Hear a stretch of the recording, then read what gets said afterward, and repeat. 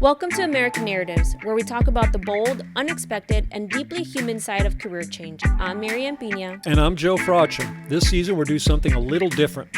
We're hitting pause on the linear success story and hitting play on the pivot. Because let's be honest, life rarely goes according to plan. Sometimes we choose change, and sometimes change chooses us. But either way, those turning points shape who we are and how we lead. American Narratives was created by CMP to share real stories of identity, resilience, and leadership. And this season, we're zooming in on the moments when people pivot the script. You'll hear from leaders, executives, change makers, and everyday people who've reinvented their careers and themselves with clarity, courage, and a whole lot of honesty. So, if you're in the middle of a change, considering one, or just curious how people bounce forward, not back, you're in the right place. Let's get into it. This is American Narratives Season 4. Welcome to American Narratives. I'm Marianne Pina. And I'm Joe Froswa. And today we have Dr. Froswa Booker. She is an award-winning author, speaker, and consultant who is passionate about changing the narrative of philanthropy and building strong communities. She's been featured in outlets like Forbes and the Huffington Post. She co-founded the first Black Women's Giving Circle in Texas, and so much more.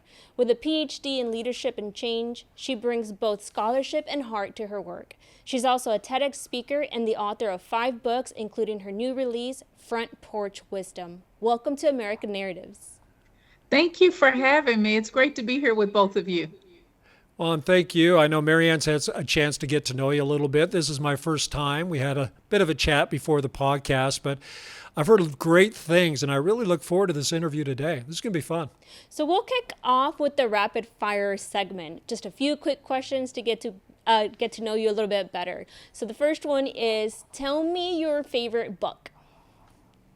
My favorite book, that's hard because there's several, but the one that comes to mind is Building the Bridge While You Walk on It.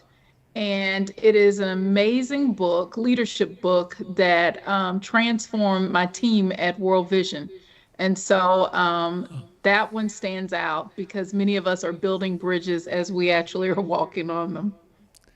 Love it. Next one. What is your favorite movie? You ask very hard questions because there's so many movies. Oh my goodness. There's a movie that I remember as a young adult called Love Jones, and it was this amazing romantic movie about 20-somethings getting together and navigating life. And that one is still, years later, just a good movie. I love it. I'll have to look that one up. Okay, favorite music or band? Oh my goodness. These are hard because it's not just one. It's like a Lay's potato chip. It's not, you just can't have one. I love Hall and Oates. Music from the 80s, Journey, Chicago, those bands are some of my favorites, and I still listen to them. I'm stuck in the 80s. I knew I liked you. This is Well, we can agree on Journey, that's for sure. I love them.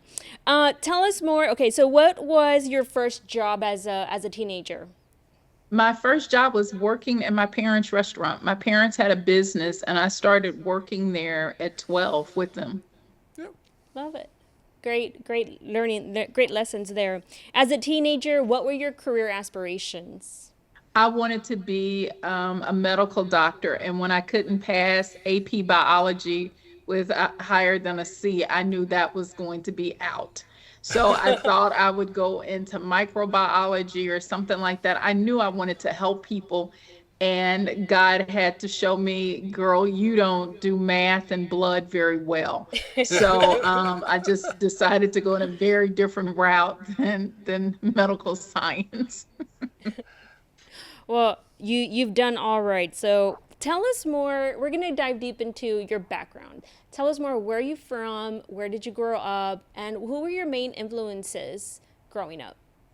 I grew up in Shreveport, Louisiana, and my influences were my family.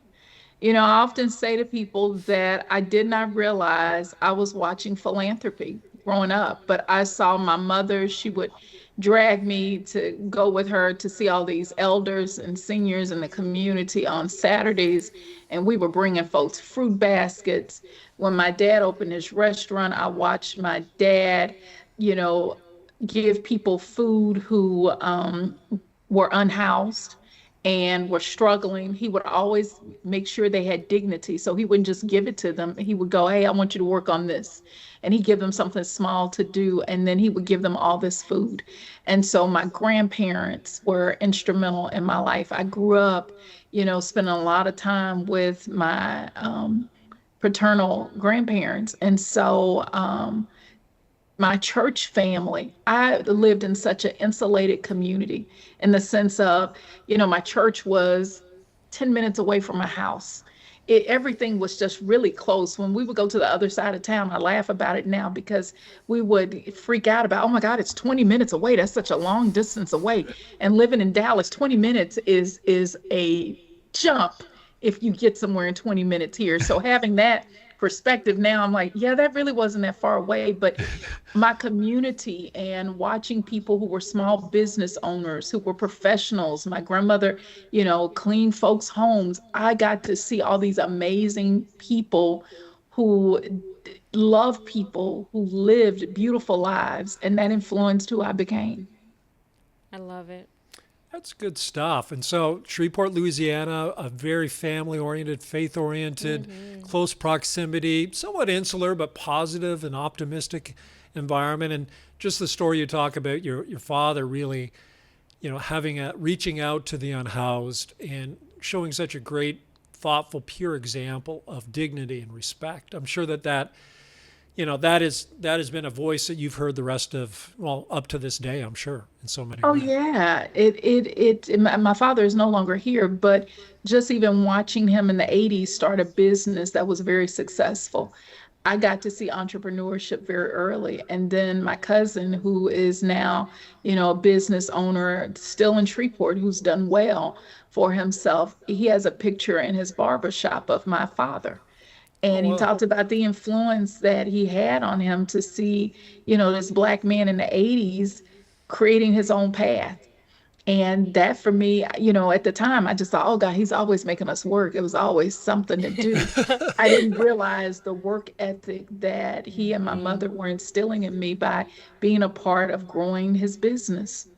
Yeah. Yeah. Yeah, so many people are thankful in retrospect, but boy, when you're that teenager having to get up and work That's the Saturday last morning, thing you want to do. but it's the nicest thing you can do for someone is build that skill base. Absolutely. Well, let's dive into your career then. You've got a PhD, and if you look at our guest on LinkedIn, you'll be very impressed. There's a rich set of experiences, 21 by the way, last count. So between faculty membership, adjunct faculty membership, key executive roles in philanthropic organizations, some of it more entrepreneurial, some of it kind of working with big companies. Very impressive. It really is. So we can't go through all 21 moves or 21 decisions. But this is really about careers and career transition and pivoting. Because what I can see is you've made some pivots and choices throughout your career. Let's do this. Maybe we can start with what you're doing now and then focus on a really kind of critical career pivot at one point where you had to make a decision and made it and leaped. So what are you doing now, and what was one big leap along the way for you? I have a small boutique firm that my daughter works for me, which is a gift to have a 25-year-old who leaves college and goes, I want to come and help you. Cool. Um, that's a blessing. And I tell parents, it happens that they start to like Oh, you we and think know. you're yeah, and they start to like you and think that you're not that stupid.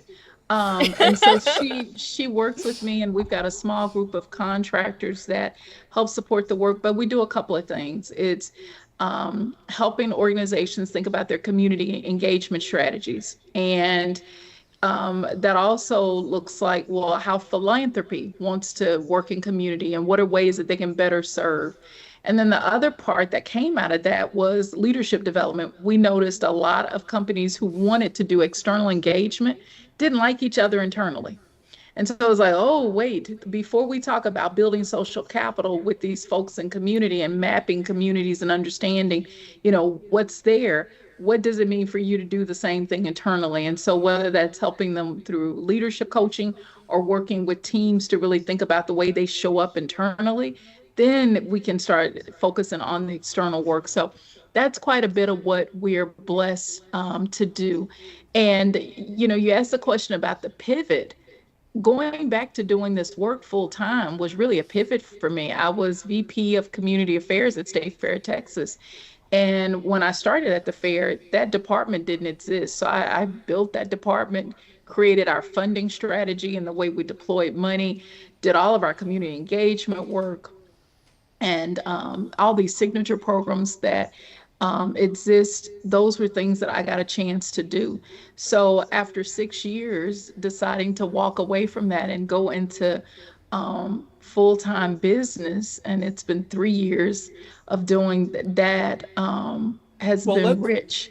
Let's explore that for a bit. Now, just a little context for those that don't live in North Texas. The Texas State Fair is a big deal. It's massive. It's everything's done big in Texas, and that case in point is the Texas State Fair. Yes, right? it is. I mean, millions of people through the gates. They have maybe one of the top 2 or 3 biggest college rivalry games that happen right in the middle of it with Texas OU. So you're hosting millions of people, thousands of vendors. Lots of moving pieces, lots of income and revenue, certainly. A lot of history, a lot of tradition, a lot. It lasts for 3 or 4 weeks. And every year it's like, are we going this year? And, there's crowds, but it's worth it and it's a lot of fun. So your job there was big. It was a huge role. It was not to be minimized. It's tough to maximize how big that role was. And the fact that you built a department and had the funding and the stability and the support and probably really big impact too. So that's just context. Now, you hopped out of that. Okay, let's explore this leap, man. I mean, why? Give us the story, why you did it, and what'd you learn? It just, I knew going in that it wasn't something that I was going to do forever. I had a great team of people around me, and one of my staff that was there at the time is running the department and doing well. And so it was really just the opportunity to go, I know that I need to do something different and move on. And so it was difficult just because I loved what I was doing. And I love that South Dallas community. Still, I'm doing work in that area. Mm-hmm. So it was a difficult decision to make, but it was one of those that it was a God thing. And I'm really big as a person of faith. And when God says it's time to go, then you need to be obedient into that. And I remember saying to a friend when I was wrestling with the decision, a friend of mine said to me, do you think that God could do greater for you with you doing your own? And that maybe you can serve people in a different, greater way than being in the organization. Not that the work wasn't impactful, it was amazing, but that has led to be true. And so it was one of the most difficult times because not only did I walk away from a job, I had been in a marriage for 27 years. So there was a lot of transition that was happening at that time. It was also a huge faith walk in trusting God. And so for me, I know that may not be everyone's journey, but for me, that informs everything that I do.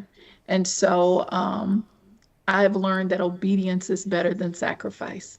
And so when I hear that it's time to go, and I will say this, transitions are often scary. And I think for a lot of people, it's, I can't see what's on the other side. And I had a friend say this, another friend say to me, because I was like, oh my God, I feel like I'm starting over. And she said, you're never starting over because you bring all of this wisdom and expertise with you. And you do. And so you have to trust yourself in knowing when it's time and when opportunity meets itself with your education and experience and expertise, those combined, magic happens. And so it's been a journey, but it's been absolutely divine, the entire thing. Love it. I can tell. I feel it. I know. I love it. Couple of questions around that. I'm going to isolate some of the, I think, key success factors we found are pretty much always present in a successful leap. One is It was cause oriented. In your case, not only cause, but faith oriented, which is great. Two, you got input from other people, right? Yeah, wise counsel, always. So the wise counsel is made like test your thinking. Am I crazy here? So people you trust, who you value, who know you, who care about you, have right motives, you brought them into the conversation. So we found that's really important in a leap. Third, you did it with your eyes wide open, right? You didn't build a castle in the sky. You knew it wasn't going to be easy. American Narratives is brought to you by CMP. For over 25 years, CMP has provided talent solutions for companies across industries. We have a presence in every region in the United States and globally. CMP provides innovative, high-impact solutions across the full talent lifecycle. This includes enhancing careers while mitigating the risk of a downsize event through high-touch, high-tech outplacement and career development offerings, taking the guesswork out of hiring through high-definition recruiting and predictive assessment, and building capability through assessment, coaching, and training solutions. And as a minority and woman-owned firm, we are deeply committed to making our world a better and more inclusive place. Please visit us at careermp.com, where you'll find a number of resources to support your talent and development needs. Again, careermp.com. Hope to see you soon. No, and you count the cost. I mean, that's biblical too, is you have to count the cost of what you're going to do.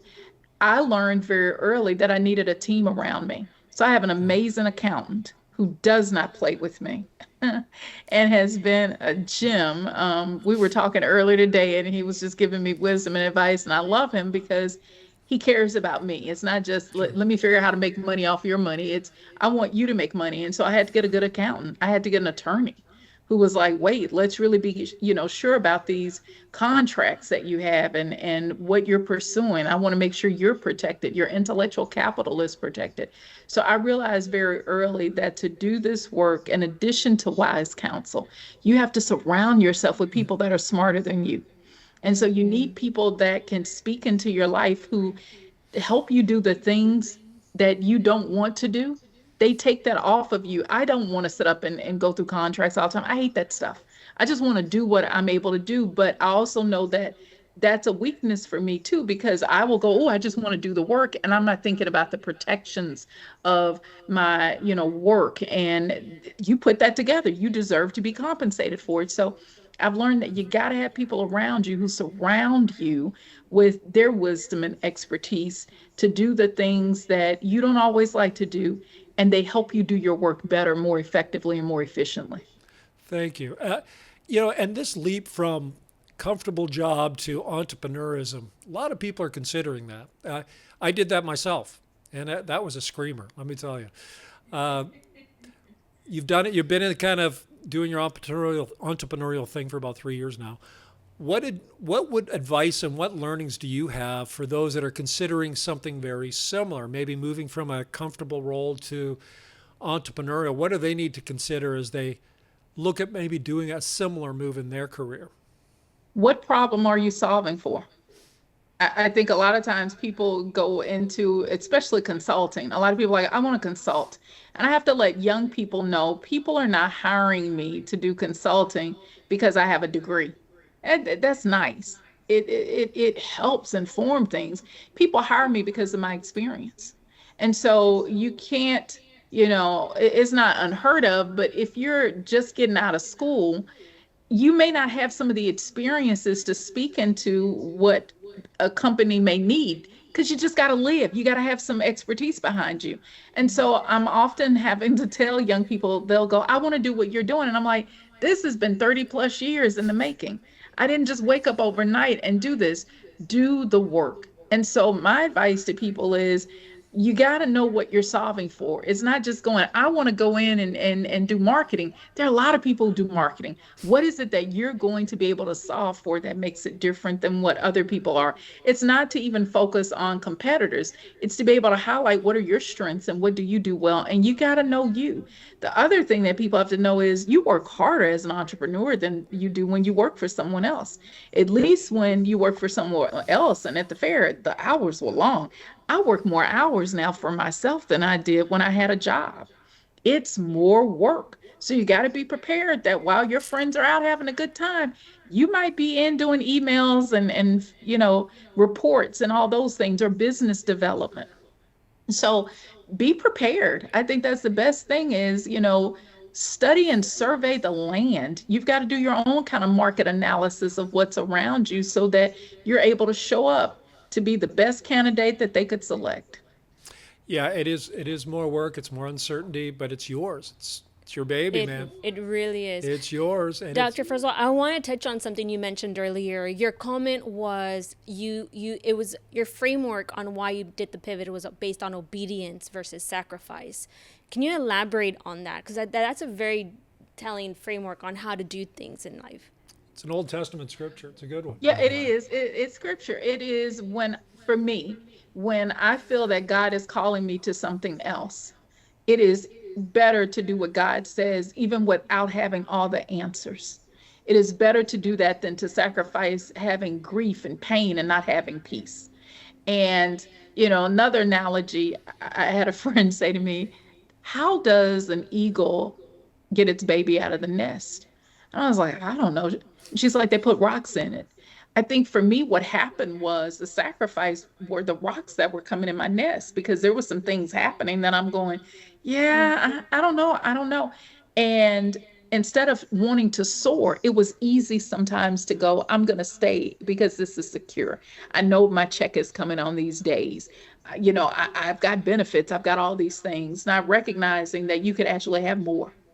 And so for me, the sacrifice was sacrificing security, sacrificing um, if I stayed in a position that I knew some other possibility God was presenting, I would be sacrificing all that God has for me. So I'm going to take a piece of what I think is good versus, embracing everything and all the possibility God has for me. I wanted that. This is good stuff. Thank you. I very illuminating. Thank you for asking that. One other pivot I want to focus on, if that's okay, because again, just thinking of our audience, you went and got a PhD. That's a big commitment. Oh God, yes. I mean, and I know some people that do it, and maybe it's exactly what they should have done, and other people that did it and like wondered why I did that. Why did you get a PhD? And what advice would you have for others who maybe are considering going that route that they should consider to figure out whether it's the right thing for them or not? For me, it was I have a personal board of directors, and I often tell people you need your own, just as companies have them, you should have yours. My personal board of directors told me, you need to go back to school. And I was like, I'm not going back to school. My daughter was in elementary school, and I was like, I don't want to go back to school. They convinced me that it would help.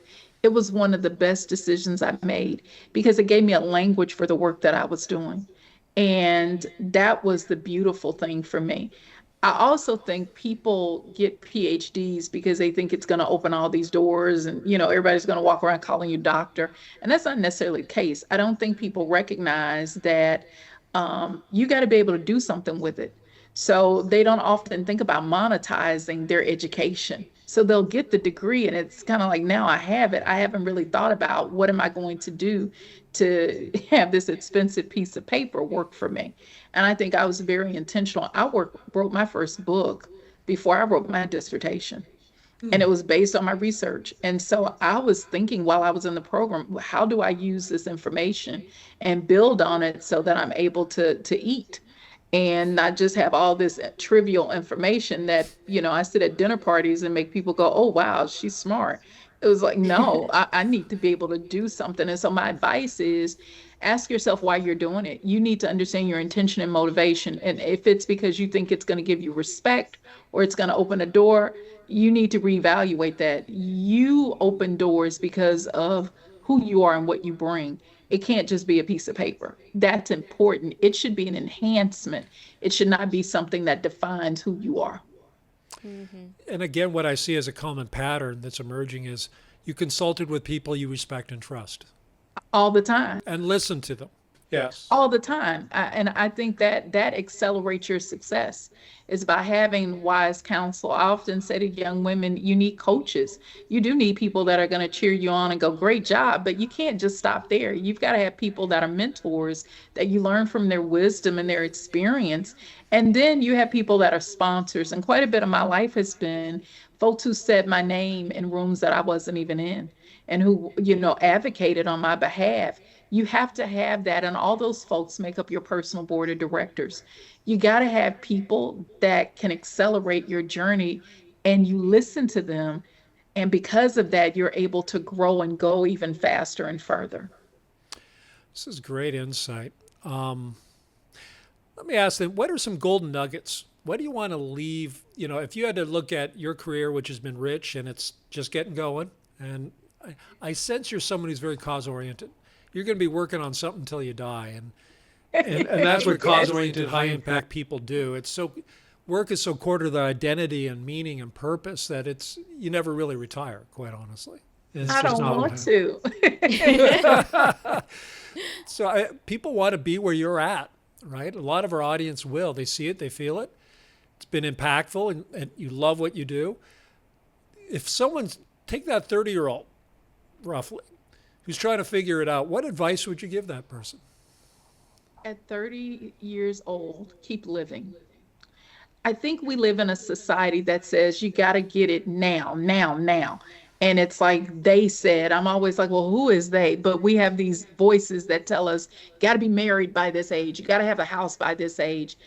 So much of your life is just the day to day.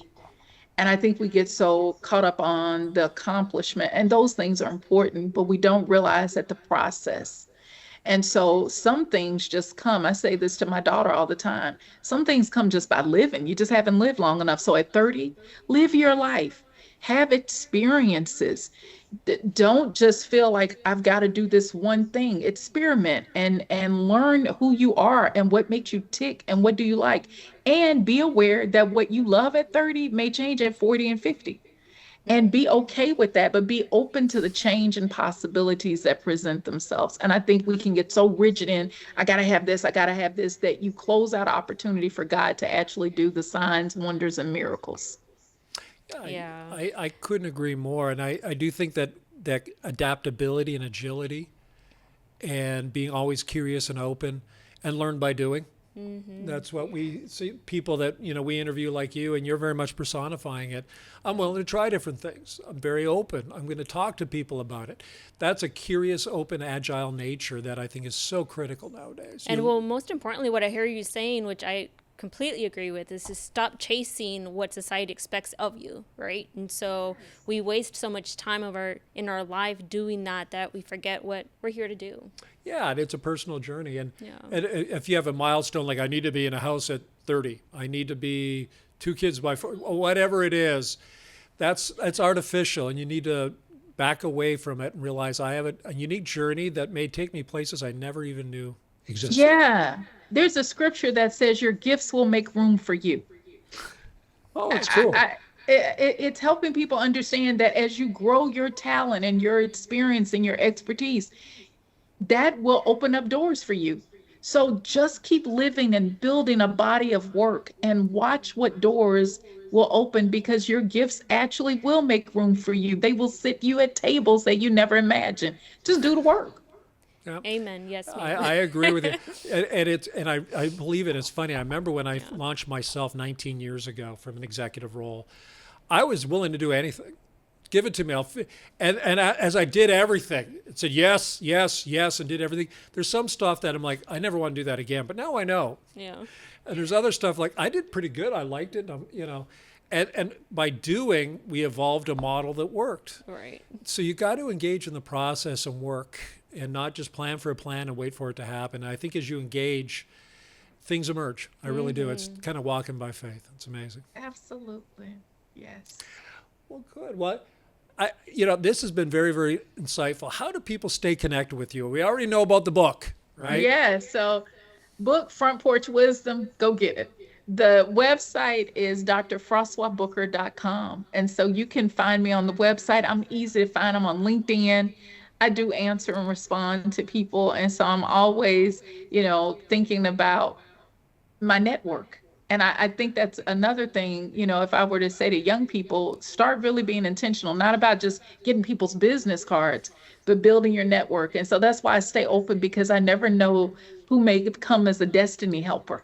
And so I'm always open, because, God has a way of sending some very interesting people into your life that can actually be a gift to you. And so that would be, reach out, because I believe that. But I also know that your growth is not in isolation. It's contingent upon building this community of people. Yes. That's great. So Dr. Froswa Booker, and go to her website, go to her LinkedIn. You'll be impressed. Buy her book. Buy her book, please. I know we're going to buy the book. We're Yes, going to read we it. are. So we're going to get after it. We'll be your fans. And now consider yourself part of the CMP Familia. So thank you so much for your time. We really appreciate it. Thank you. This is great. All right. Have a great one. Thanks.